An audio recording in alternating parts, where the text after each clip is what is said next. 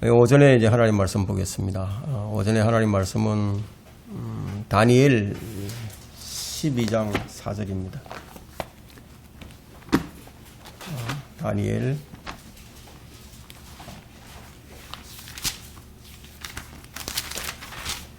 12장 4절. 네, 다 찾으셨습니까? 제가 바트리 읽겠습니다. 그러나 너 다니엘아, 마지막 때까지 그 말씀을 닫고 그 책을 봉하라. 그때에는 많은 사람이 이리저리 달릴 것이요 지식이 증가하리라 하더라. 오늘 설교 제목은 하나님께서 인정하신 인간의 지식, 그것이 무엇일까요? 네. 하나님께서 인정하신 인간의 지식, 인공지능 챗 GPT. 제목이 좀 생소하죠. 자, 오늘날 사람들은 성경에서 발견되는 그 영적인 혹은 이 도덕적인 교훈들만 중요시합니다. 예언들에 대해서는 별로 큰 비중을 두지 않습니다. 그러나 성경의 예언에 사람들이 크게 비중을 두지는 않지만 정말 그렇게 될까? 그 예언이 그대로 되어질까? 하고 매우 궁금해하죠. 매우 궁금해합니다. 그래서 사람들은 요한계시록이라든가 다니엘서에 대해서 앞으로 되어질 일들에 대해서 호기심이 많습니다. 꼭 믿어서 호기심을 갖는 것이 아니라 그냥 인간이 가지는 그냥 호기심이에요. 여러분, 성경이 왜 가치를 인정받는지 아십니까? 성경의 가치를 인정받게 하는 것은 교훈이 아니에요. 교훈 때문이 아닙니다. 바로 예언 때문입니다.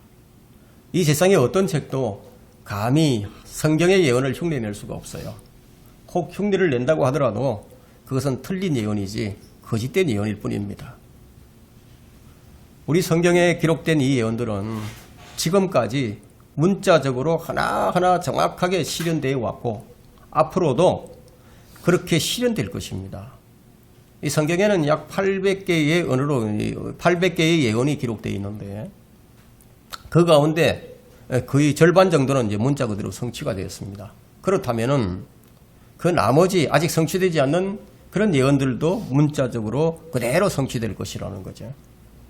자, 오늘 우리가 보는 이 다니엘의 예언은요, 이방 나라, 이방 왕국들의 흥망성쇠의 모습을 아주 두드러지게 이제 보여줍니다.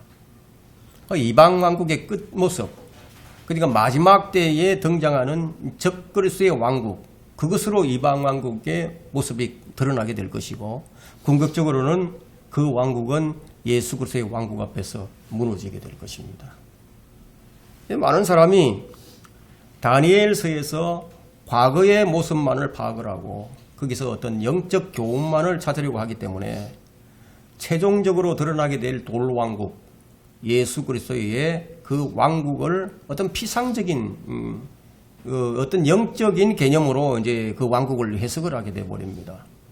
하지만 다니엘서의 핵심은요, 예수 그리스도께서 이 세상의 모든 나라의 권세들을 깨트리고 이 땅에 세우시는 천년 왕국에 초점이 맞춰지고 있습니다. 근데 그 왕국은, 그리스도의 왕국은 우리 인간이 세우는 것이 아닙니다. 이사야 9장에서는 만군의 주의 열성이 이것을 이루실 것이라고 말씀하고 있습니다. 여러분, 이사야 9장 6절과 7절 한번 보세요.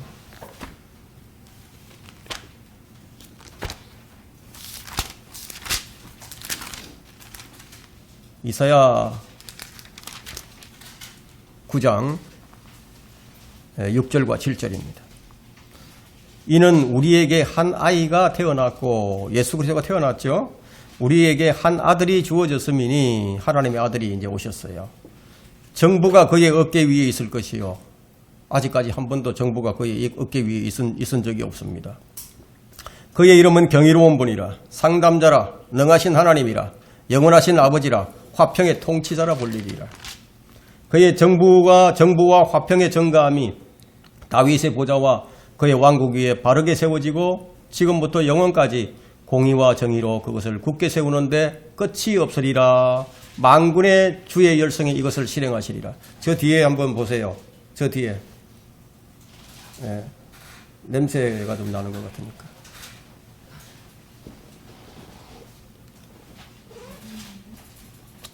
자, 이 6절의 말씀은요. 6절의 말씀은 초림 때 이루어졌어요. 초림 때. 네, 초림 때 일부 이루어졌지만 7절은 아직까지 성취가 안 됐어요. 주님께서 이 땅에 오셔서 어떤 정부도 세우시지 않았고 이 땅에 어떤 평화도 도래하지 않았어요. 그럼 이 예언은 예수님께서 다윗의 보좌에 앉으실 미래의 천년왕국에 초점이 맞춰져 있습니다. 또 영원에서 하나님께서 그분의 영원한 언약을 성취하실 그날에 지금 맞춰져 있는 겁니다. 그리스도의 왕국은 재림 때 그분의 위대한 능력으로만 그분의 왕국이 세워진다고 다니엘서가 밝혀줍니다. 재림의 날에 이방의 나라들이 그리스도의 돌왕국 앞에서 산산이 부서지고 그분의 왕국이 영원토록 서게 될 것이라고. 그럼 다니엘서가 왜 중요한가 하면요. 이 다니엘서를 어떻게 해석하느냐에 따라서 두 부류의 사람으로 나눠집니다. 전천전주의가 되느냐 아니면 무천주의가 되느냐 나눠져 버린다 이거예요. 다니엘에 기록된 내용은 이것을 제대로 이제 파악을 하고 제대로 우리가 해석을 하게 되면요. 그리스도께서 오셔서 천년왕국을 세우신다는 것, 이 전천년주의의 신앙을 다른 어떤 책에서보다도 명확하게 보여주는 책이 바로 다니엘서입니다. 이 다니엘서에서 그리스도의 실제적인 왕국을 보지 못하는 사람은 이 책을 그럼 어떻게 보게 되느냐 하면 묵시적으로 보게 됩니다. 그렇게 되면 이 책을 고대 유대인들이 묵시문학 정도로 이해하고 넘어가게 되는 거예요. 그런 사람에게는 요한계시록과 이 다니엘서는 이 환상이 가득한 이해할 수 없는 그런 책이 되어버리는 것이죠. 우리는 이 다니엘서를 어떻게 부르죠? 구약의 계시록이라고 부릅니다. 그렇게 부르는 이유는 뭐냐면 그만큼 요한계시록과 또 이 다니엘서가 짝을 이루는 그런 예언들이 병행되고 있기 때문입니다. 자, 이 말의 의미는 다니엘서와 요한계시록이 상호 보완 작용을 한다는 거죠. 짝이 맞다는 거예요. 성경의 가치를 빛나게 해주는 것은 성경의 예언들이 하나하나 이 성취되어 감에 따라서 성경의 정확성이 드러나게 되고 성경의 모성이 이제 드러나게 됩니다. 그래서 그 권위가 더욱더 높아지는 거죠. 만약에 성경의 예언이 틀려버렸다. 그러면 정확성도 틀어지죠. 모성도 틀어지죠. 명확성도 없죠. 그러면 성경으로서의 가치를 상실하게 됩니다. 다니엘 할 때 이게 히브리어로 단이라고 할 때요. 이것은 심판주라는 뜻이 있습니다. 심판주. 다니라고 하면은 나의 하나님, 나의 심판주라는 뜻이 있고 다니엘의 엘은 엘로힘의 약자예요. 약자. 하나님을 뜻하죠. 그래서 다니엘이라는 이 이름은 하나님은 나의 심판주 또는 나의 심판주는 하나님이라는 그런 뜻이 됩니다. 이런 관점을 가지고 오늘 우리가 읽은 이 본문의 말씀이 뭐라고 말씀하고 있는지 우리가 한번 확인해 보도록 하겠습니다. 자, 이 구절은 지금 이 예언이 기록된 지가 2500년을 훌쩍 뛰어넘어서 교회 시대의 끝날들에 있을 징조들 가운데서 지식이 증가하고 있는 모습을 보여줍니다. 이 사도 바울은 이 신약 시대의 그리스도인들에게 이 지식의 증가함에 대해서 두 번씩이나 이제 경고를 하고 있는데요. 고린도전서 8장 1절에는 지식이 증가하면 교만해진다는 말씀이 있고, 교만해진다는 이 말씀은 인간이 하나님보다 높아진다는 그런 뜻이죠. 그리고 디모데전서 6장 20절에서는 사람을 교만하게 만드는 이 과학의 거짓된 반론을 피하라고 경고를 하고 있습니다. 하나님께서는 인간의 지식이 점점 증가하여 점점 더 인간이 현명하게 될 것이라는 사실을 미리 아셨어요. 미리 아시고 인간이 구상하는 모든 일은 무엇이든지 성취하게 될 것이라고 창세기 11장 6절에서 하나님께서 인정을 하셨다. 인간의 지식이 이렇게 증가할 것이라고. 그럼 창세기 11장 6절의 이 바벨탑이 의미하는 내용은요, 인간이 하나님 없이 하늘에 오르려고 한다는 거예요. 하늘에 오르려고 노력을 한다는 거예요. 그것이 현대 과학의 목표 중에 하나죠. 지금 이 시대가 그것을 보여줍니다. 지금 우주 시대예요. 우주 시대. 인공지능 시대예요. 4차 산업 시대. 5G 시대. 우리가 분명히 알 것은 오늘 이 본문의 말씀에 보니까 분명하게 마지막 때까지라고 하죠. 마지막 때까지. 이 마지막 때까지라고 말씀하는 것을 볼 때 주의 재림이 임박한 이 시대를 가리키는 것이 분명하죠. 오늘 우리는 이 본문의 말씀대로 하루가 다르게 지식이 증가하는 지금 이 시대의 현상과 맞춰가면서 성경의 예언과 그 예언의 그 정확성과 이 모성을 우리가 한번 느껴보는 그런 시간을 갖도록 해보겠습니다. 이제 우리 본문의 말씀으로 들어가 보겠습니다. 첫 번째는 너 다니엘아 마지막 때까지 그 말씀을 닫고 그 책을 봉하라. 이 봉해진 책이 무슨 책이죠? 지금까지 다니엘이 보았던 환상의 책이에요. 근데 왜 환상의 책을 봉하라고 하셨을까요? 왜 봉하라고 하셨는데 그 이유가 무엇일까요? 자, 주님께서 하신 말씀들 중에는 비유로 하신 말씀들이 많이 있어요. 그래서 주님께서 제자들에게 비유로 말씀하셨죠. 그 제자들이 그 비유로 말씀하시니까 이거 무슨 말씀인지 알아듣지를 못했어요.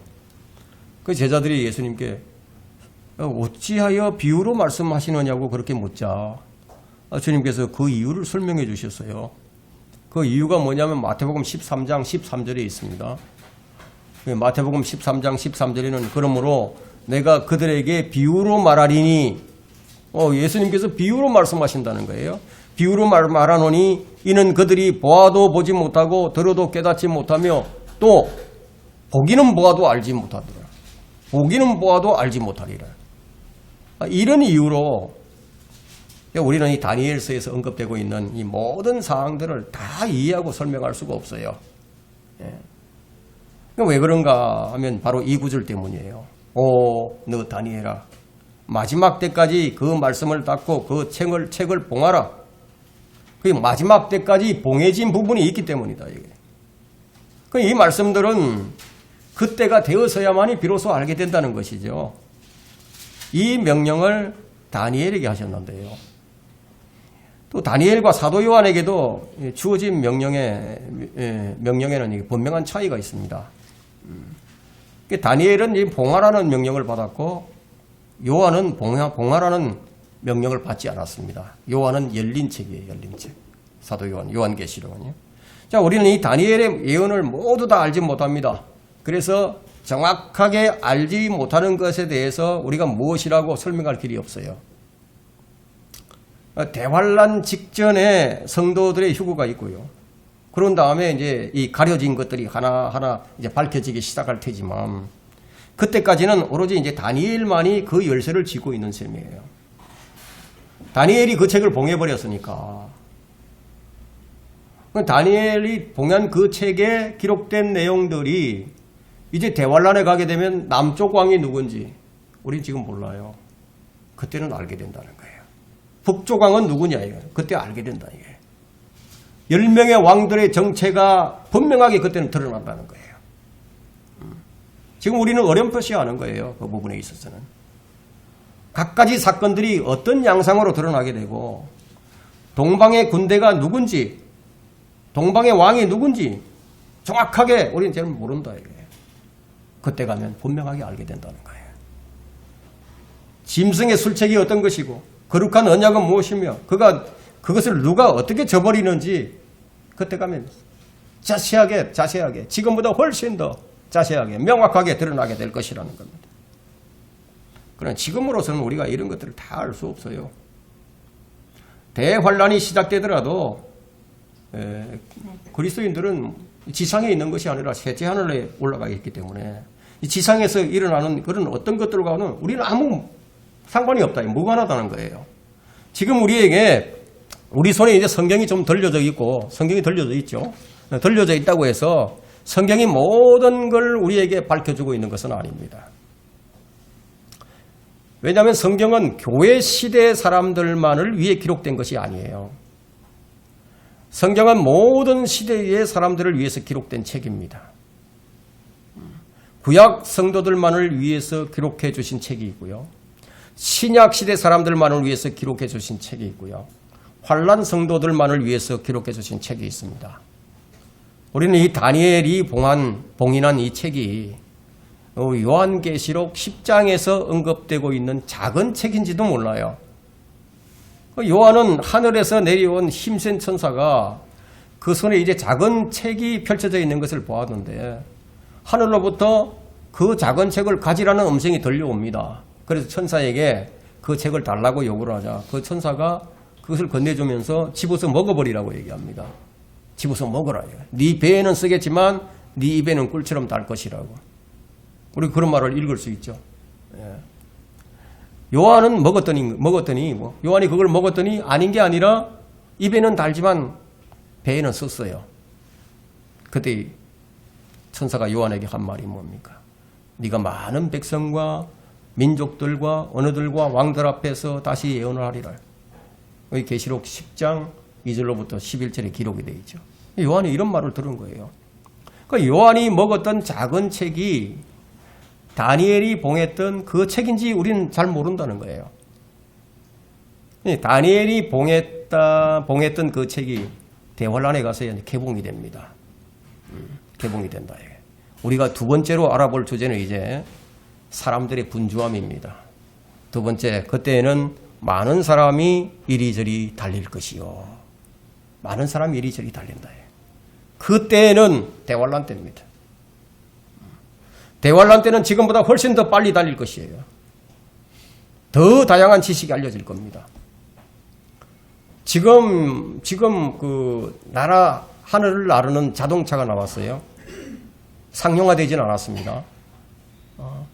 지금보다 훨씬 더 빨리 달리게 될 겁니다. 말하자면 다니엘이 봉한 책이 그때는 열리게 될 거라는 얘기예요. 지금 그 책은 마지막 때까지 그들에게 봉인되어 있습니다. 우리가 이 성경에서 이제 마지막 날들이라고 명명할 때 어떤 특정한 시기를 말하지 않는다면 마지막 날들은 대환란을 가리키는 겁니다. 대환란. 그 유대인들은 지금 이 책을 전혀 알지 못해요.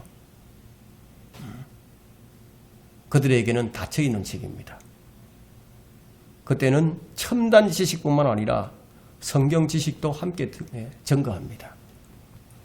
대환란 때 환란 성도들은 지금 우리가 알지 못하는 말씀들을 깨닫고 그런데 그 말씀들로 인해서 정말 위로를 얻고 그런데 고통 가운데 살면서도 견딜 힘을 얻게 될 겁니다. 그러나 다니엘서는요, 사실상 우리에게는 봉인된 책은 아닙니다. 왜냐하면 우리는 역사 속에서 이 다니엘의 예언들이 성취되는 것을 하나하나 보아왔어요. 그 책이 지금도 이루어지고 있고요. 더욱더 더 연구가 되어서 마지막 때가 가까워졌음을 알려주는 게시판이라고 할 수 있습니다. 다시 다니엘서는 더 연구되어야 할 책이에요. 예언의 성취를 예의주시하면서 확인해 봐야 할 책이 바로 다니엘서입니다. 많은 사람이 이리저리 달릴 것이요. 많은 사람. 지금 얼마나 많은 사람들이 이리저리 달리고 있습니까? 현대인들이 얼마나 바쁘게 번지하게 지금 이리저리 쉴 새 없이 달리고 있습니까? 교통수단들이 얼마나 지금 발달을 했습니까? 이 점에 있어서는 제가 더 설명할 필요가 없어요. 여러분이 익히 알고 있는 사실이에요. 불과 100년 전만 해도 이 대한민국에는 소달구지 타고 다니는 그런 시대였습니다. 지금 어떠세요? 지금 집집마다 차가 없는 집이 거의 없습니다. 그것도 한 대도 아니고 2대, 3대씩 있습니다. 하늘, 바다, 육지 할 거 없이 그냥 이리저리 달리는 거예요. 그래서 제가 집에 앉아서 이제 방에서 창밖을 이렇게 내다보면 비행기가 아마 한 2분 정도에 하나씩 지나가는 거예요. 비행기가. 그 정도로 비행기가 많이 다닙니다. 이건 김포공항에서 뜨는 거니까 인천공항이 있죠. 이것과 함께 증가하게 될 것이 바로 지식이라는 겁니다. 세 번째 우리가 알아볼 주제는 지식의 증가함입니다. 지식의 증감. 이것이야말로 이 시대의 가장 큰 특징 중에 하나입니다. 성경의 예언들 가운데서요, 21세기에 와서 가장 두드러지게 나타나는 특징이 바로 다니엘이 예언한 지식이 증가하리라. 바로 이것이에요. 지식이 증가하리라. 그러나 현대인들의 지식이란 하나님을 아는 지식과는 거리가 멀죠. 오히려 하나님을 부인하고 거역하는 데 이용되는 지식일 뿐입니다. 그래서 디모데전서 6장 20절에서는 과학에 대해서 경계하라는 명령이 나오고 있고요.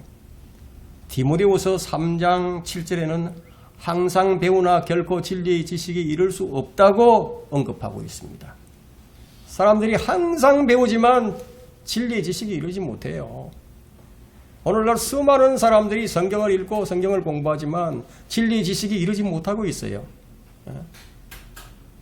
진리를 바르게 가르치는 교회에 왔다가도 이 교회의 규모를 보고 그냥 가버린다 이게.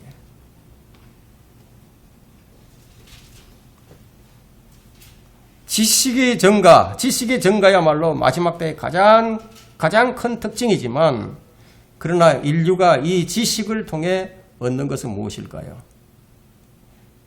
이 지식을 통해서 얻는 건 헛되고 헛되도다. 성경은 헛되고 헛되도다 말합니다. 그럼에도 불구하고 지식의 증가는요, 그 속도를 멈추지 않고 계속 나갈 겁니다. 사람들은 증가하는 이 지식을 듣고 배우며 또 배우기를 멈추지 않을 거예요. 성경은 하늘 아래 새 것이 없다고 말씀하십니다. 하늘 아래 새 것이 없다. 새로운 것을 찾아내고 새로운 것을 밝혔다고 해도 그건 새로운 것이 아니라는 얘기예요.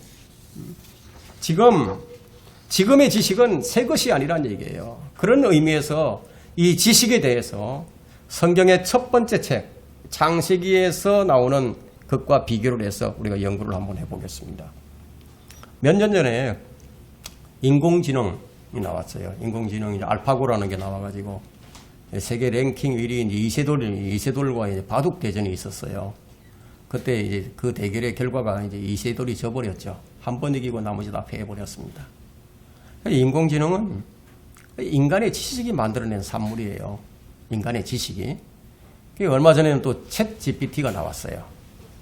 챗봇이라고 그러는데 이것은 마이크로소프트사가 이제 만든 것인데, 뭐 이 챗봇의 기능이 어떤 것인지는 제가 설명하지 않더라도 여러분이 이제 이미 매스컴을 통해서 잘 알고 계실 겁니다.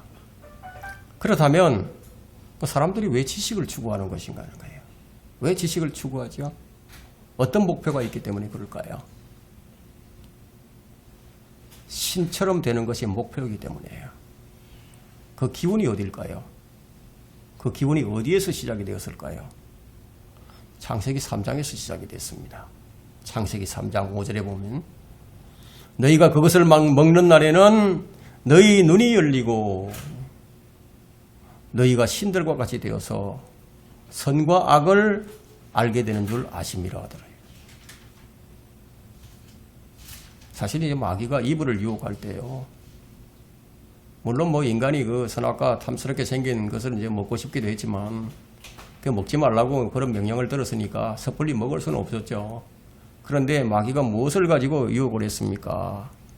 너희가 신들처럼 된다. 그러니까 마귀가 어디에 구미가 당겼습니까? 신들처럼 된다 그러니까 거기에 구미가 당긴 거죠. 사람이 신들과 같이 되는 유혹. 천사들보다 조금 못하게 만들어진 사람이 천사들처럼 되는 거예요.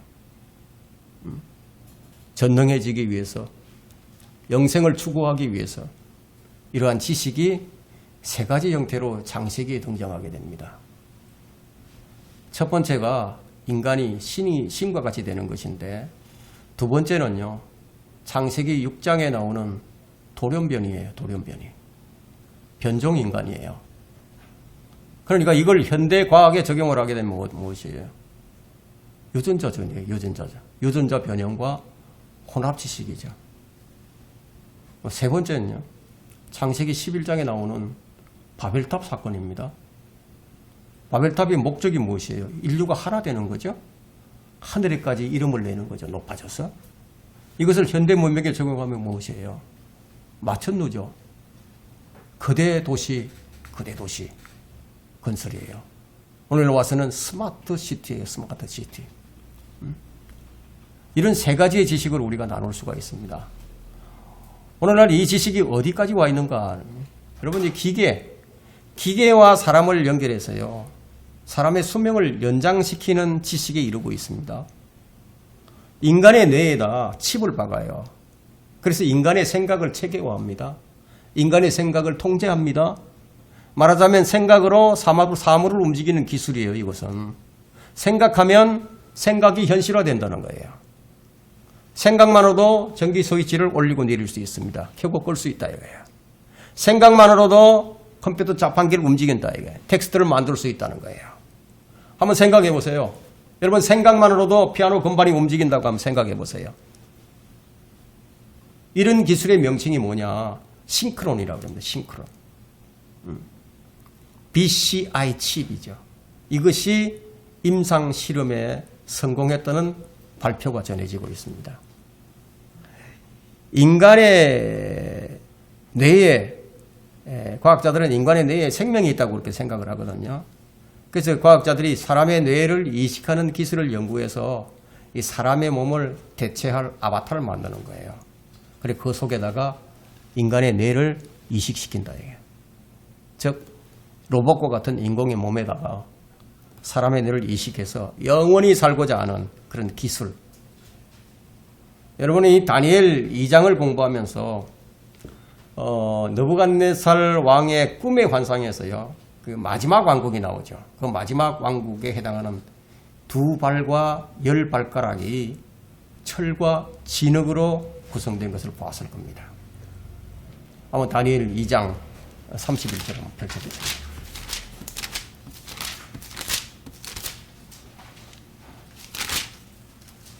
2장 31절. 31절부터 35절까지 보겠습니다. 오 왕이여, 왕께서는 보셨나니 한 큰 형상을 보심이라. 이 큰 형상은 그의 광채가 찬란하며 왕 앞에 섰는데 그 용모가 무서웠나이다. 아마 엄청 무서운 것을 본 것이죠.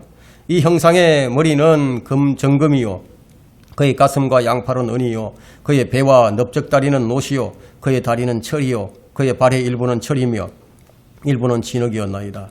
왕께서 보셨는데 손으로 다듬지 아니한 돌이 철과 진흙으로 된 그 형상의 발을 쳐서 산산이 부수니 그 철과 진흙과 놋과 은과 금이 함께 산산이 부서져서 여름 타작마당의 쭉정이와 같이 되어 바람에 날려 사라져간 곳이 없어졌으며 그 형상을 친 돌은 태산을 이루어서 온 세상을 가득 채웠나이다. 이 마지막 왕국을 보니까 철과 진흙으로 혼합된 왕국입니다. 이 첫째 왕국은 이 건물에 해당하는 이 느부갓네살의 이제 바빌론이고, 이 둘째 왕국은 그 뒤를 이어서 나오는데 은가슴과 2팔에 해당하는 코레스와 메데, 코레스의 메데와 페르시아의 왕국이고요. 그 뒤를 이어서 나오는 셋째 왕국이 배와 넓적다리에 해당하는 노스로 된 알렉산더 그리스죠. 그리고 넷째 왕국은 철로 된 2다리에 해당하는 로마예요. 40절부터 한번 다시 또 확인해 보겠습니다. 40절요. 넷째 왕국은 40절. 넷째 왕국은 철같이 강한 왕국이 될 것이니 철은 모든 것을 산산조각내며 이기는 것이라. 철이 모든 것을 부수는 것 같이 그 왕국이 산산조각을 내고 깨뜨릴 것이니이다. 그 일부는 토기장이의 진흙이며 일부는 철인 발과 발가락을 왕께서 보셨으니 그 왕국이 나누어질 것이며 왕께서 철과 차진 진흙이 섞인 것을 보셨으니 그 왕국에는 철의 강함이 있을 것이니이다. 42절에 또한 그 발가락의 일부는 철이요 일부는 진흙이므로 그 왕국이 부분적으로는 튼튼하고 부분적으로 부서질 것이니이다.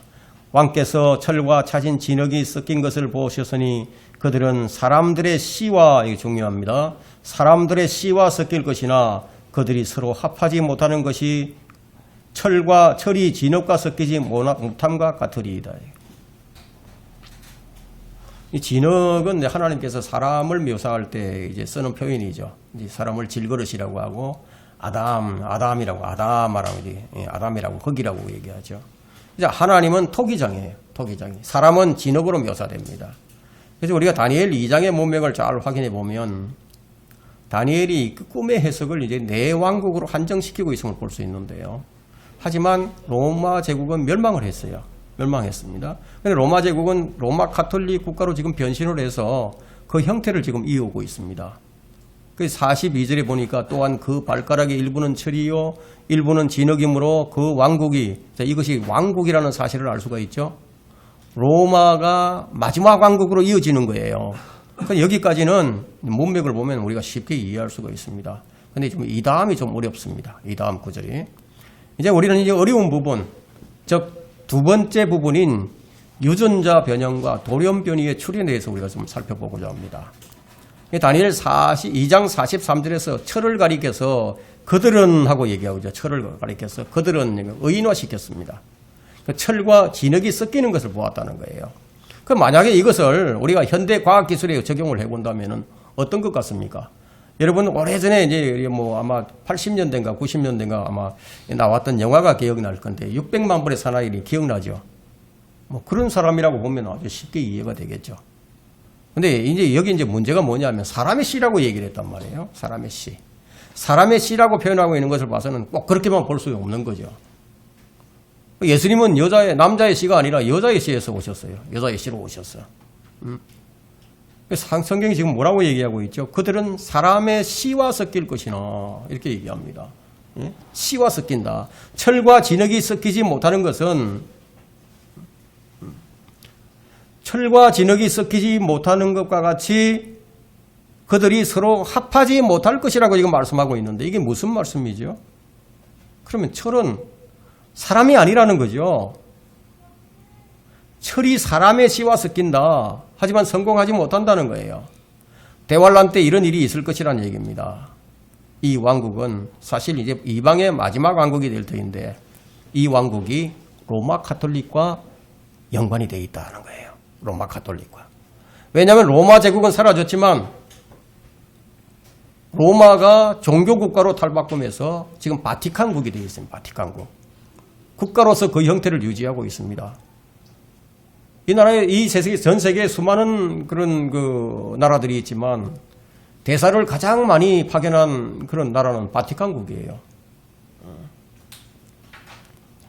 이 발가락에 해당하는 이 왕국은 바로 대환란 때 있을 적그리스도의 왕국입니다. 이 왕국에는 사람이 아닌 것이 사람들의 씨와 섞이려고 한다는 거예요. 자, 이것은 이제 우리가 창세기 6장에서 보았던 일이 재현될 것임을 보여주고 있는데요. 창세기 6장에서는 하늘의 천사들이 내려와서 사람의 딸들은 취하는 그런 사건이 나와 있습니다. 그래서 육체를 입은 그 천사들은 유다서 1장 6절에 보니까 그들에 대해서 이렇게 기록을 합니다. 또 자기들의 처음 지위를 지키지 아니하고 자기 자신들의 처소를 떠난 천사들을 주께서 영원한 사슬로 묶어 큰 날의 심판은 백보자 심판이거든요. 네, 큰 날의 심판 때까지 흑암 속에 가두어 두셨느니라. 그럼 대환란 때 이제 하늘에 전쟁이 일어납니다. 하늘에서. 우주 전쟁이 일어난다 이거예요. 그러니까 미카엘 천사장과 그의 천사들이 마귀와 그의 천사들과 싸우는 전쟁이 일어난다는 거예요. 그때 마귀와 그의 천사들이 땅으로 쫓겨 내려오게 되죠. 요한계시록 12장 7절에 그것이 기록이 되어 있습니다.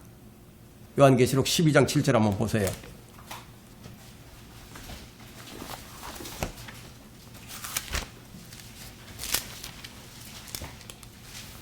요한계시록 12장 7절에 또 하늘에 전쟁이 있으니 미카엘과 영적 존재들의 전쟁입니다. 사람과 사람의 전쟁이 아니라 미카엘과 그의 천사들이 용을 대항하여 싸우고 용과 그의 천사들도 싸우나 그들이 이기지 못하여 하늘에서 더 이상 있을 곳을 찾지 못하더라. 그리하여 그 큰 용이 쫓겨나오니 그는 마귀라고도 하고 사탄이라고도 하는 옛뱀 곧 온 세상을 미혹하던 자라. 그가 땅으로 쫓겨나고 그의 천사들도 그와 함께 쫓겨나더라. 이게 마귀와 그의 천사들이 이제 쫓겨 내려와서 땅으로 온다는 겁니다. 다시 한번 창세기 6장의 사건과 같은 일이 발생할 수 있다는 거예요. 철이 사람들의 씨와 섞인다는 것은 이러한 사건이 재현될 것을 얘기하는 거예요. 창세기 6장 2절에는 어떤 말씀이 기록이 되어 있습니까? 하나님의 아들들이 사람의 딸들의 아름다운 것을 보고 사람의 딸들이 아름다운 것을 본 거예요. 그들이 택한 모든 자들을 아내들로 삼으니라. 창세기 6장 4절에는 그 당시에 땅에는 거인들이 있었고 그 후에도 있었으니, 창세기 6장 그 당시에만 있었던 것이 아니라 그 후에도 있었다고 얘기하죠. 즉 하나님의 아들들이 사람의 딸들에게 들어와서 그녀들이 그들에게서 자식을 낳았을 때며 그들은 옛날의 용사들로 유명한 사람이 되었더라. 그럼 우리는 이제 우리 다윗과 골리앗을 보지 않습니까? 그죠? 다윗과 골리앗. 그 이후에도 있었다는 거예요. 그리고 가나안 정복 전쟁을 할 때 그 가나안 땅에 거인족들이 있었어요. 거인족들이. 아모리인들이 있었다 이게. 아담이나 천사들은 태어난 아들들이 아니에요. 태어난 아들들이 아니다. 아담은 창조되었죠. 천사들도 창조되었습니다. 우리들과 같이 어머니 태에서 태어난 그런 자들이 아니라는 거예요. 이브는 보세요. 이브는 아담과 같이 만들어지지 않았어요. 그녀는 아담의 갈비뼈로 만들어졌어요. 그럼 만약에 이것을 현대 과학에 비교해 본다면은 뭐예요 이게? 예? 줄기세포죠, 줄기세포. 창세기 6장에 나오는 하나님의 아들들은 욥기 1장과 38장에 그 존재가 어떤 존재인지를 아는 거예요. 하나님의 아들들이라고 되어 있는데 이들이 바로 천사들이다. 천사들. 유다 1장 6절에서 말하는 자기들의 처음 지위를 지키지 아니한 천사들이다. 그들은 사람의 딸들과 관계를 맺기 위해서 땅으로 내려왔습니다. 이제 사람들의 씨와 섞일 것이라. 사람들의 씨와 섞일 것이라. 이게 무슨 말씀인지 여러분들이 이해가 되셨죠? 사람들의 씨와 섞인다는 거예요. 자, 우리는 이 본문의 말씀을 이 시대의 과학적인 측면에서 한번 생각을 해보겠습니다. 유전자 변형이에요. 유전자 변형. 사람이 아닌 것이 사람들과 섞이려고 하는 과학기술은 유전자 변이뿐이에요. 이것에 대해 여러 가지 해석이 있을 수 있겠지만 현대 기술로, 지금 현재 기술로 볼 때 이러한 가능성을 보여주고 있습니다. 이 다니엘이 이제 마지막 때에 이 마지막 왕국의 이 모습을 보니까 이 사람과 뭔가 다른 것이 섞여서 지금 뭔가를 지금 만들어내려고 하는데 그 성공하지 못하는 것을 본 거예요. 성공하지 못했다 이게. 이것을 과학적인 측면에서 볼 때 인간의 지식이 유전자 조작으로 아기를 만들어낼 수 있다는 거예요. 유전자 조작으로.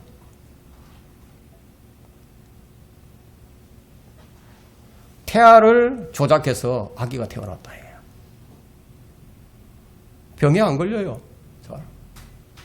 아주 건강해요. 잘 늙지도 않아요.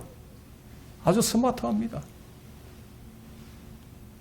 여러분, 아기가 나오자마자 지능이 180, 190 된다면 어떻게 되겠습니까? 한번 생각을 해보세요.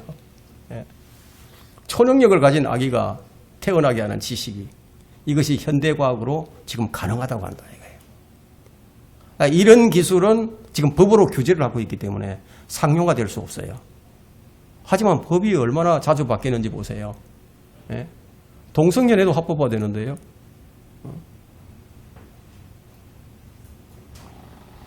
이런 것이 이제 규제가 되고 있지만 이 법의 규제가 딱 풀리면 어떻게 되겠습니까? 근데 이렇게 하려면 돈이 많이 들겠죠. 그러면 누가 이런 걸 하겠습니까? 가난한 사람이 이거 할 수 없어요. 부자들이 이 기술을 이용하겠죠. 그러면 유전자 조작으로 초인간의 등장하는 가능성이 열려 있다는 거예요. 지금 돈 많은 부자들은요, 우주로 이사갈 계획을 세우고 있어요. 만일 이것이 가능하다면요, 이 유혹을 못 떨쳐내지 못하죠. 무엇을 말하느냐 하면은 인간의 지식의 전가가 바로 여기까지 이르렀다는 거예요. 그럼 인간의 이런 지식이 어디까지 증가할 것인지는 하나님께서 일찍이 창세기 11장에서 언급하셨어요. 이제 이 세 번째 부분이 이제 스마트 도시 건설에 관해서 우리가 좀 한번 살펴보겠습니다. 자, 이것이 이제 최초의 바벨탑과 매우 유사해 보입니다. 신의 영역에 도전하는 행위예요, 이것이. 하나님께서는 인간이 바벨탑을 쌓는 것을 두고 보셨습니까? 두고 보시지 않았습니까? 더 두고 보실 수가 없었다, 이게. 그래서 내려오셔서 그들을 무너뜨려 버렸습니다. 그러면 지금의 현대 과학 기술과 그 지식이 신의 영역에 도전하는 이 모습은 하나님께서 어떻게 하실 것 같습니까? 이런 모습은 인간의 멸망을 앞당기는 결과를 초래하겠죠. 여러분 창세기 11장 4절을 한번 보세요. 창세기 11장 4절.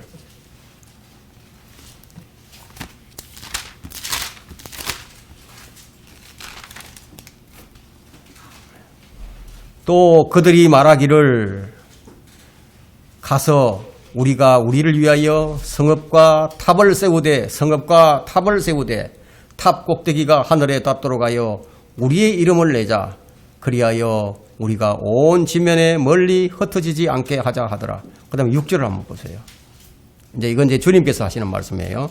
주님께서 말씀하시기를 보라 백성이 하나요.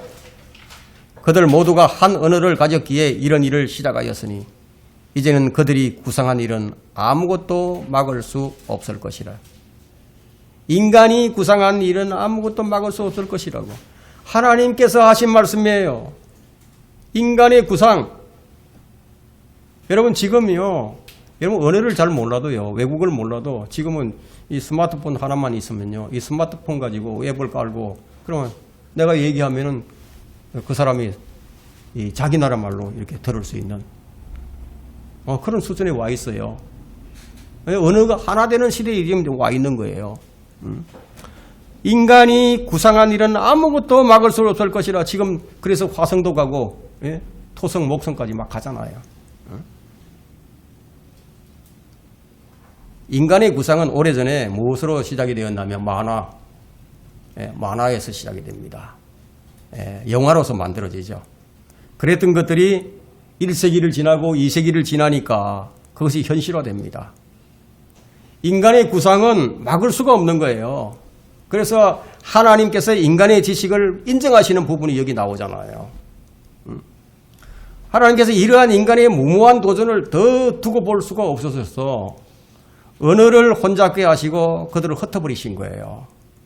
여러분 그래서 하늘 아래는 새 것이 없는 거예요.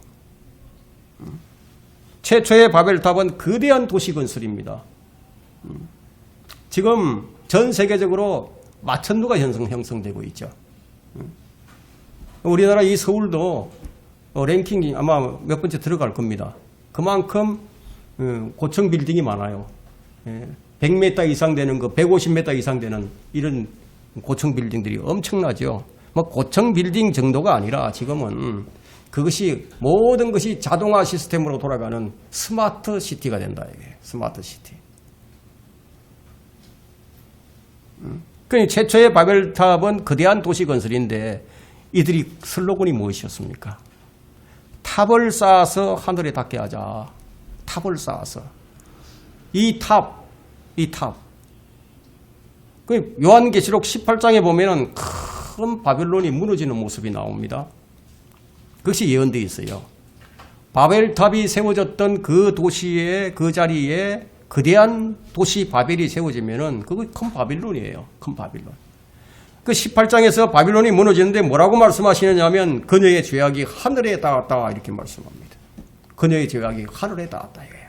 그럼 계시록 18장 5절에는 이는 그녀의 죄들이 하늘에까지 닿았고 또 하나님께서는 그녀의 불의를 기억하셨기 때문이라. 이 영적인 바빌론이 누구냐? 영적인 바빌론. 바로 로마 가톨릭이다 이게. 그러니 계시록 18장 3절에는 그가 큰 음성으로 힘있게 외쳐 말하기를 큰 바빌론이 무너졌도다. 마귀들의 거처가 되었고 온갖 더러운 영의 소굴이요 모든 더럽고 가정한 새의 소굴이로다. 이는 모든 민족이 그녀의 음행으로 인한 진노의 포도주로 취한 까닭에 땅의 왕들이 그녀와 더불어 음행하였고 또 땅의 상인들은 그녀의 사치의 풍요함으로 부유하게 되었음이라고 하더라. 참 세상에 이런 곳이 또 어디 있겠습니까? 로마 가톨릭뿐이에요. 인간의 지식으로, 인간의 지식이 증가로 인간의 죄악들이 하늘에까지 닿습니다. 여러분, 사우디가 계획하고 있는 네움시티, 인간이 추구하는 달이나 화성, 목성, 인간이 이주해서 거주할 도시를 세우려는 야망은 막을 수 없는 것들이다. 인간이 추구하는 인공지능, 로봇 산업, 4차 산업, 지금 현재 우리나라는 이 로봇 산업이 많이 뒤쳐져 있습니다. 일본에 비해서. 일본을 100이라고 한다면 일본이 가장 앞서 있죠. 100이라고 한다면 우리나라는 한 절반밖에 안 됩니다. 예, 그 막을 수 없다는 거예요. 바벨탑 사건 때 하늘에 하나님이 내려오셔서 그들을 막으셨던 것처럼 이제 대환란 때 인간의 지식은 극대화되게 될 것이고요. 그때 하늘에서 주님께서 재림하셔서 인간의 지식을 완전히 무너뜨려 버리실 겁니다. 이것이 다니엘 2장의 느부갓네살의 꿈의 형상을 통해서 2500년 전에 이미 다 보여주셨습니다. 대환란 때 이런 자들을 벌하시기 위해서 요한계시록이 기록이 되었고 출애굽때에 이집트에 내렸던 10가지 재앙이 이 대환란이 어떤 모습을 띠게 될 것인지를 예측할 수 있도록 해주신 거예요. 여러분, 이제 스마트 시티를 이제 건설하게 되면요, 인간이 살 수 있는 최적의 환경이거든요. 인간이 거주할 수 있는 최적의 환경. 빌 게이트도 이 스마트 시티를 건설할 계획을 말한 적이 있습니다. 그 땅을 많이 사놓죠. 지금 사람들이 적그리스도의 왕국을 건설하고자 하는 그런 어젠다를 가진 사람은 아무도 없을 거예요. 내가 적그리스도의 왕국을 준비하려고 하고 있다, 이렇게 얘기한 사람은 없다 이거예요. 인간은 더 편리하고 더 건강하고 더 오래 살고 더 행복해질 것이다 라는 생각에 이런 것들을 추구하지만 결국은 그것이 적그리스도의 왕국을 준비하는 꼴이 되고 만다는 거예요. 그럼 챗 GPT가 가동되고 있는데 이건 뭐냐면 사람의 지식을 아주 논리적인 언어로 이제 표현하는 것이 가능해졌다는 얘기거든요. 사람의 지식과 정보를 이 챗 GPT가 이제 배우고 학습을 해서 이 논리적인 언어로 해석을 하고 표현하고 이 정리하는, 그러니까 챗 GPT가 인간의 뇌의 영역을 대신해 주는 것이다. 이게. 각가지 정보를 처리하고 분석을 해서 아주 논리적으로 표현해주고 말해주는 이걸 사용하게 되면 한번 생각해 보세요. 여러분 거기서 헤어나올 수 있을 것 같습니까? 여러분 이 핸드폰 없이 여러분들이 생활이 될 것 같습니까 지금? 그렇게 된다는 거예요. 지금까지는 여러분들이 어떤 지식을 얻고자 한다, 정보를 얻고자 한다, 그럴 때는 인터넷 웹사이트에서 정보를 자신이 필요로 하는 것을 자신이 일일이 그것을 찾아서 그것을 가지고 분석을 하고 또 연구도 하고 정리를 해서 이제 표현하는데 이게 많은 시간이 소요되었죠. 이제 그럴 필요가 없어졌다는 거예요. 챗 GPT가 질문을 하면 즉시 이제 문서화 시켜줍니다. 그리고 말로서 다 표현을 해줍니다. 근데 이게 얼마나 심각한 일인지 아십니까? 여러분 성경 해석을 챗 GPT가 대신해 준다 이거 이제. 예? 성경 해석을 챗 GPT가 대신해 줘요. 모든 정보와 지식을 가진 인공지능이 성경 지식과 모든 종교의 지식과 모든 인간의 모든 지식을 학습한 이 챗 GPT가 설교 원고를 작성해 준다면 어떤 설교가 되겠습니까? 어떤 설교가 나올까요? 사람의 가려운 길을 즐겁게 해줄 최상의 설교가 나오겠죠. 그러면 그 설교가 어떤 설교가 될까요? 고린도전서 2장이 그것을 말해주죠. 하나님의 증거. 고린도전서 2장 1절에 보면 하나님의 증거가요. 하나님의 증거를 말과 지혜의 탁월함으로 하게 될 것이라는 거예요. 바울은 말과 지혜의 탁월함으로 하지 않았어요. 그런데 하나님의 증거를 말과 지혜의 탁월함으로 하게 된다. 그러면 설교라는 것은 인간의 말과 인간의 지혜의 탁월함으로 하는 것이 아니라 성령과 능력 나타냄으로 해야 되는데, 그렇게 되면은 하나님은 철저하게 배제가 되고 성령님의 역사가 완전히 배제된 채 생명이 없는 설교가 된다. 그럼 여러분, 생명이 없는 예배를 드린다고 한번 생각을 해보세요. 생명이 없는 설교가 나오고 생명이 없는 찬양이 나오고 생명이 없는 기도가 나오고 그런다고 한번 생각을 해보세요. 이게 이제 상용화가 되게 되면은 학생들 열심히 공부할 필요 없어요. 챗 GPT가 최고의 지식의 어머니가 됩니다. 상상을 초월하는 시대가 되어가고 있어요. 인간의 이러한 노력에 대해서 성경이 뭐라고 말씀하시느냐 이게요. 너희가 내일 일어날 일을 알지 못하나니 너희 생명이 무엇이냐 잠깐 보이다 사라지는 안개니라. 아무리 인간이 노력을 해도 안 되는 게 있어요. 그 인간의 수명입니다. 늘릴 수 없어요. 인간 스스로는 신이 될 수 없어요. 인간의 생사화복은 하나님의 손에 달려 있습니다. 그래서 하나님께서는 너희 생명은 안개니라. 너희 생명은 안개니라. 그러나 인간은 뭐라고 얘기합니까? 이제 오늘이나 내일이나 우리가 어느 성읍으로 가서 거기서 1년쯤 지내며 사고 팔아 수익을 올리리라. 예? 이리저리 달리면서 지식이 증가하는 이 시대에 수익을 좀 올려보겠다. 장세기 11장 4절에서 뭐라고 말씀하십니까? 또 그들이 말하기를 가서 우리가 우리를 위하여 성읍과 탑을 세우고 탑 꼭대기가 하늘에 닿도록 하여 우리의 이름을 내자. 하나님께서는 뭐라고 하십니까?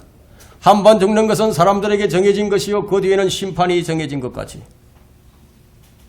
인간이 신이 되어서 영원히 살고자 노력을 하지만 사람의 생명은 정해져 있다는 거예요. 정해져 있을 뿐만 아니라 그 뒤에는 지옥의 심판이 있다는 거예요. 솔로몬은 어떤 사람입니까? 모든 것을 다 경험해봤어요. 모든 영화를 다 누려봤어요.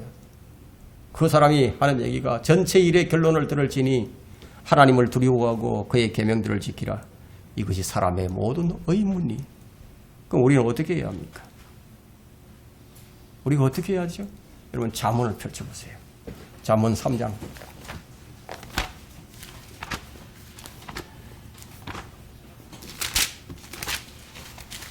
잠언 3장 5절과 6절 봅니다. 우리가 어떻게 해야 하느냐 이게. 우리는 이런 시대에 우리는 어떻게 해야 되느냐 이게. 지식이 증가하는 이런 시대에 우리는 어떻게 해야 하느냐 이게. 네 마음을 다하여 주를 신뢰하고 네 자신의 명철을 의지하지 말라. 네 모든 길들에서 그를 인정하라. 그리하면 그가 네 길들을 지도하시리라. 인간의 지혜와 명철을 신뢰하지 말라는 거죠. 지금 다니엘이 봉인한 책이 조금씩 열리고 있습니다. 우리는 지금 그것을 직접 목도하고 경험하고 있습니다. 지금부터 500년 전의 사람보다는 100년 전의 사람이 더 많은 성경의 예언의 성취를 보고 있고 100년 전보다는 지금의 사람들이 훨씬 더 많은 성경 지식들을 알고 있습니다. 대환란이 되면 더 많은 성경 지식을 알게 될 거예요. 왜냐하면 성경의 예언들이 그때는 모두 성취가 될 것이기 때문에. 지금 이 세상은 마지막을 향해서 달려갑니다. 지식이 증가하는 것만큼 사람이 이리저리 달리는 것만큼 그렇게 빨리 이 세상은 마지막을 향해서 달려간다.